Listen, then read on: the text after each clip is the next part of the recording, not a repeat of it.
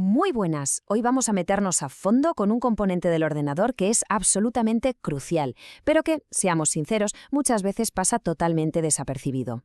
A ver, si nos paramos a pensar, ¿qué pieza diríamos que es la más importante?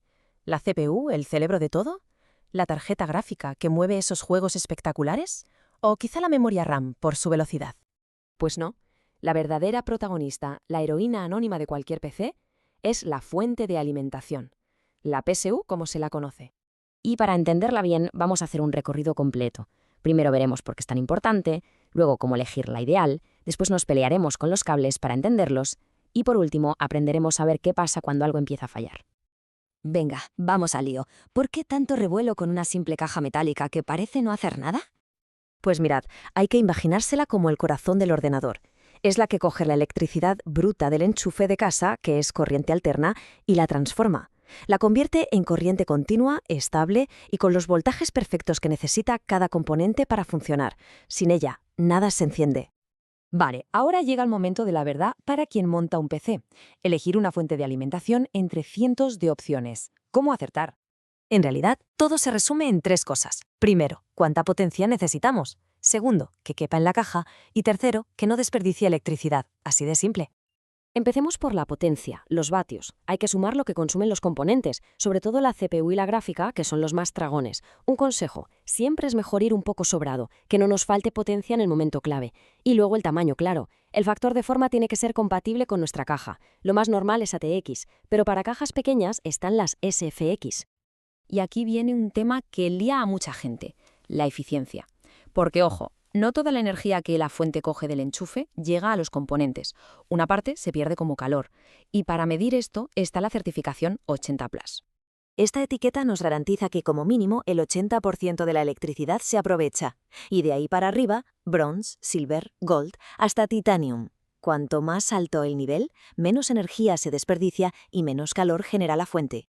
Y para que nos hagamos una idea de lo que esto significa, una fuente de alta eficiencia, una titanium, puede llegar a ahorrar más de 58 vatios comparada con una silver cuando el PC está a tope, casi nada. Es como tener una bombilla encendida de gratis, o mejor dicho apagada, solo por haber elegido bien. Bueno, llega el momento que más intimida, sobre todo al principio, ese amasijo de cables que parece un pulpo. Vamos a ponerle un poco de orden.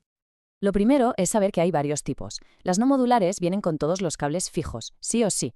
En cambio, las modulares y semimodulares nos dejan conectar solo los que vamos a usar. El resultado es un montaje mucho más limpio y con mejor ventilación. Venga, vamos a identificar los cables principales. Este, el más gordo de todos, el de 24 pines, es el que da vida a la placa base. Es el conector principal. Luego tenemos este, de 8 pines, que a veces viene como 2 de 4. Suele poner CPU bien claro. Y, como su nombre indica, es la alimentación exclusiva para el procesador, el cerebro del ordenador. Y aquí vemos perfectamente el conector PCI. Este cable de 6 u 8 pines es para las tarjetas gráficas potentes, esas que necesitan un extra de energía que no pueden coger solo de la placa base. Y por último, estos conectores planos con forma de L. Son los cables de alimentación SATA. Sirven para los discos duros y los SSD. Vamos, para el almacenamiento. Muy bien, ya sabemos cómo elegirla y cómo conectarla. Pero, ¿qué pasa cuando el ordenador empieza a hacer cosas raras? ¿Cómo saber si es culpa de la fuente? El síntoma más claro, le damos al botón de encender y nada, silencio absoluto. Ni una luz, ni un ventilador.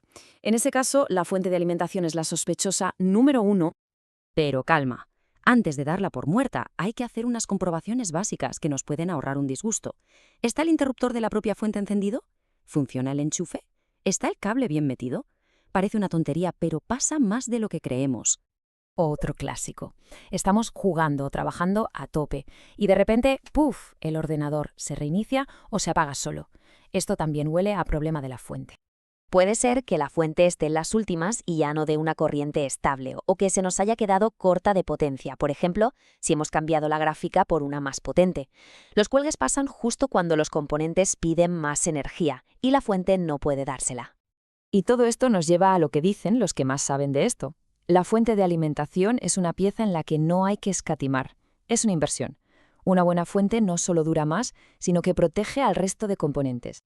Así que la pregunta final es esa. Hay que pararse a pensar si la fuente que tenemos o que vamos a comprar es un cimiento sólido para nuestro PC o si por el contrario es su punto más débil, porque de su respuesta depende el buen funcionamiento de todo lo demás.